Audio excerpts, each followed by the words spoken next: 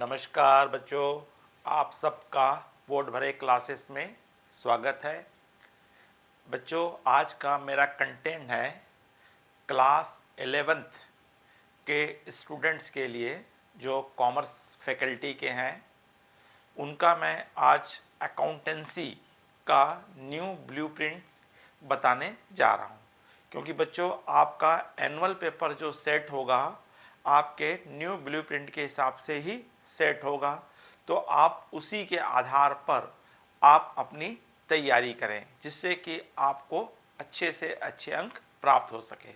चलिए बच्चों, मैं आज आपको ब्लूप्रिंट्स के माध्यम से ये बताने का प्रयास करूँगा कि किस चैप्टर से आपको क्या क्या पूछा जाएगा और किस प्रकार के प्रॉब्लम पूछे जाएंगे।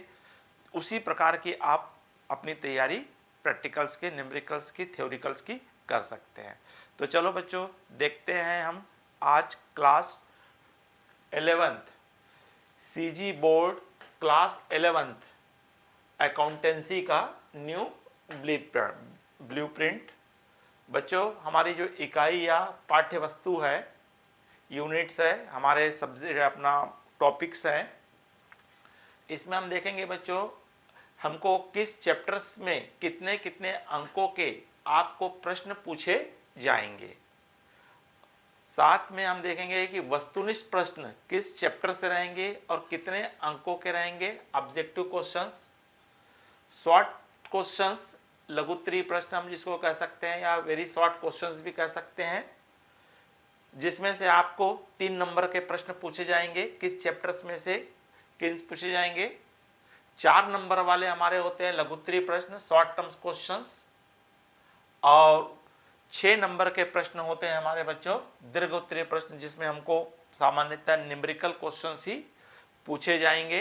और उसके साथ ही हमारा 8 नंबर के प्रश्न भी आएंगे जो 2 यूनिट से रहेंगे, जो बड़े क्वेश्चंस रहेंगे। तो इस तरह से बच्चों किस चैप्टर्स में से कितने कितने अंकों का आएगा और टोटल कितने क्वेश्चंस आएंगे, ये आज मैं आप लोगों को बताने के लिए जा रहा हूँ। तो चलिए बच्चों, देखते हैं। हमारा अध्याय फर्स्ट है, जिसमें हमको लेखांकन एक परिचय, इंट्रोडक्शंस ऑफ अकाउंटिंग। इसमें से आपको 5 नंबर का आएगा। इसमें एक ऑब्जेक्टिव्स रहेगा और एक 4 नंबर की थ्योरिकल्स रहेगी। तो बच्चों, इसमें आपको पूरा फर्स्ट चैप्टर जो हमारा है थ्योरिकल पोर्शंस है, जिसमें आपको संपत्ति के बारे में, व्यापार के बारे में, सौदे के बारे में, कैपिटल के बारे में, सिद्धांतों के बारे में बताया गया है। तो इसमें से थ्योरी जो पूछे जाएगी, सामान्यतः इसमें से आपको डिफरेंस पूछा जाएगा।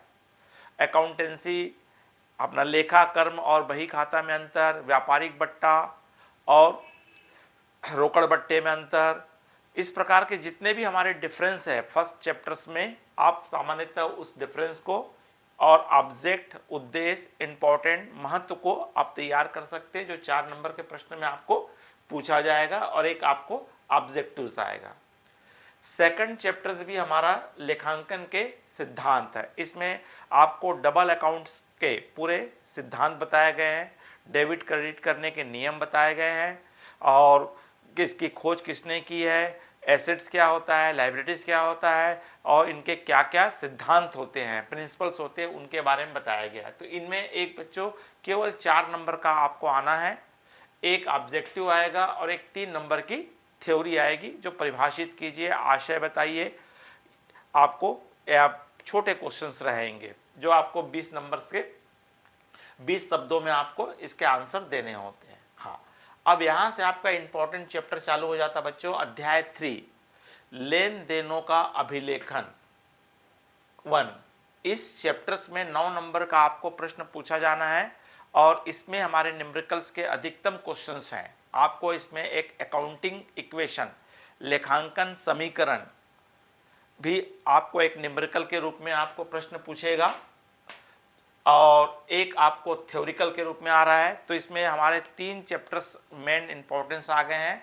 एक जनरल एंट्री, पंजी प्रविष्टियां, दूसरा लेजर, खाता बही, और तीसरा लेखांकन समीकरण, अकाउंटिंग इक्वेशन। ये 3 न्यूमेरिकल पेपर चैप्टर्स हमारे इसी अध्याय के अंतर्गत आते हैं।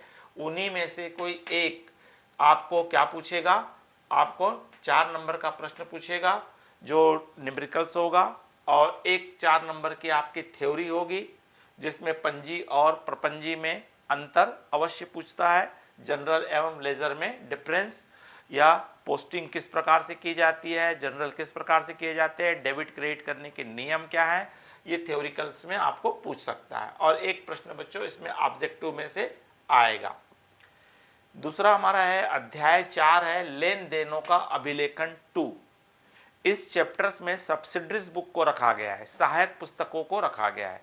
इसमें हमारी 4 केस बुक होती है, simple case book, 2 column case book, 3 column case book और पेटी केस बुक। ठीक उसी प्रकार 4 बुक्स होती है, purchase book, sales book, purchase return, sales return. इनमें से आपको पूछा जाएगा। तो एक 6 नंबर का क्वेश्चन आएगा बच्चों, तो इसमें आपको सिंपल केस बुक या 3 कॉलम केस बुक या पेटी केस बुक आपको, या 2 कॉलम केस बुक इसमें से पूछेगा। और एक पूछेगा आपको 3 नंबर का एक न्यूमेरिकल्स आ रहा है, तो इसमें आपको पूछेगा परचेज बुक्स या सेल्स बुक या परचेज रिटर्न बुक या सेल्स बुक का न्यूमेरिकल क्वेश्चन आएगा। मतलब इस चैप्टर्स में से आपको कोई थ्योरी नहीं है, केवल आपको 9 नंबर का केवल क्या आने वाला है, न्यूमेरिकल्स क्वेश्चंस आने वाले हैं। इसलिए इसमें से केवल आप न्यूमेरिकल्स बनाएंगे। तो 6 नंबर में आपको केस बुक की तैयारी करनी है, चाहे सिंपल केस बुक हो, 2 कॉलम, 3 कॉलम एंड पेटी केस बुक। और एक आप सहायक पुस्तक में अपने परचेज बुक, सेल्स बुक में से एक क्वेश्चन आपको पूछेगा। इस तरह से 9 क्वेश्चन आपको पूछेंगे, इनमें कोई ऑब्जेक्टिव नहीं पूछेगा।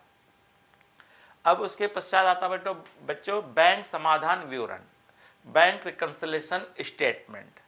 तो इसमें से आपको एक 3 नंबर की थ्योरी आने वाली है और एक 4 नंबर का न्यूमेरिकल।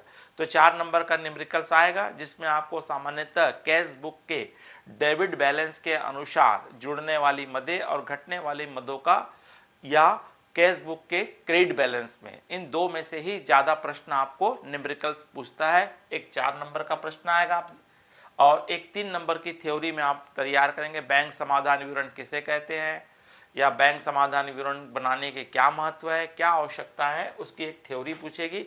और एक ऑब्जेक्टिव आएगा बैंक समाधान विवरण कब बनाया जाता है, किसके द्वारा बनाया जाता है, इसके रिलेटेड रहेगा। अगला हमारा है बच्चों अध्याय 6, जिसमें हमको ट्रायल बैलेंस और रेक्टिफिकेशन ऑफ एरर, तलपट और अशुद्धियों का संशोधन पूछा जाएगा। तो इसमें भी बच्चों आपको एक थ्योरिकल्स आ रहा है और एक न्यूमेरिकल्स आ रहा है। तो 3 नंबर की थ्योरी आएगी जिसमें वही पूछेगा त्रुटियों के रेक्टिफिकेशन, त्रुटियों के प्रकार बताइए, सस्पेंस अकाउंट क्या है, उद्धृत खाता क्या है, क्यों बनाया जाता है, और त्रुटियों के सुधार या तलपट बनाने के उद्देश्य बताइए। और न्यूमेरिकल्स में बच्चों एक आपका क्वेश्चन आएगा जिसमें एक ट्रायल बैलेंस भी रहेगा, और उसके आर में, क्योंकि इसमें विकल्प की सुविधा होती है, तो उसमें एक क्वेश्चन आपका रेक्टिफिकेशन से रिलेटेड रहेगा और एक क्या रहेगा, ट्रायल बैलेंस से रिलेटेड रहेगा। 4 नंबर के दोनों में से किसी एक क्वेश्चन को आपको सॉल्व करना होगा। उसके पश्चात बच्चों हमारा अगला चैप्टर है आपका डेप्रिसिएशन, मूल्यह्रास, प्रावधान और संचय। तो मुख्य रूप से डेप्रिसिएशन में से ही आपको न्यूमेरिकल क्वेश्चंस पूछता है, वो भी कितने नंबर का बोला है, 8 नंबर का आपको प्रश्न आएगा, बड़ा क्वेश्चंस रहेगा। और उसी के साथ में आपको यहाँ पे 2 ऑब्जेक्टिव्स पूछे जाएंगे। तो इसका मतलब है आपको इसमें कोई थ्योरिकल्स नहीं आना है और छोटे प्रश्न नहीं आने हैं। तो इसलिए आप डेप्रिसिएशन का बड़े वाले क्वेश्चंस, एक बायलर वाला क्वेश्चन है जो सामान्यतः पूछा जाता है, या आपको क्रमांक स्थायी किस पद्धति से या घटती किस पद्धति से आपको फिक्स्ड इंस्टॉलमेंट मेथड्स और रिड्यूसिंग बैलेंसिंग मेथड से रिलेटेड एक क्वेश्चंस आपको कंपलसरी पूछेगा, जो अथवा भी रहेगा, आर में रहेगा, 2 प्रश्न रहेंगे, किसी एक क्वेश्चंस को आपको सॉल्व करना रहेगा। और 2 नंबर के आपके ऑब्जेक्टिव्स आएंगे, तो इसमें ऑब्जेक्टिव की तैयारी ज़्यादा कीजिएगा। उसके पश्चात हमारा आ जाता है बच्चों वित्तीय लेखांकन भाग 2। तो इसमें 2 चैप्टर रखे गए हैं, एक है वित्तीय विवरण 1 और दूसरा है वित्तीय विवरण 2 है। तो वित्तीय विवरण 1 में आपको मुख्य रूप से इसमें व्यापार लेखा, trading account, profit and loss account, balance sheet आपको, या उसके रिलेटेड आपको एक ट्रेडिंग अकाउंट या एक प्रॉफिट एंड लॉस अकाउंट से रिलेटेड एक क्वेश्चंस आपको पूछा जाएगा, या बैलेंस शीट सिम पूछी जाएगी। और एक क्वेश्चन 6 नंबर का आएगा जिसमें आपको ट्रेडिंग अकाउंट और profit and loss account combined वाला क्वेश्चंस रहेगा। और उसके पश्चात बच्चों आपका है आपका लास्ट इसका भाग 9 है वित्तीय विवरण 2, जिसमें आपको एडजस्टमेंट पूछे जाएंगे, समायोजन पूछा जाएगा। वित्त समायोजन सभी बता पूछेंगे और उससे मिला करके वित्त समायोजन वाला एक क्वेश्चन आएगा जो आपको 8 नंबर में आपको न्यूमेरिकल क्वेश्चन पूछेगा जो वित्त समायोजन रहेगा।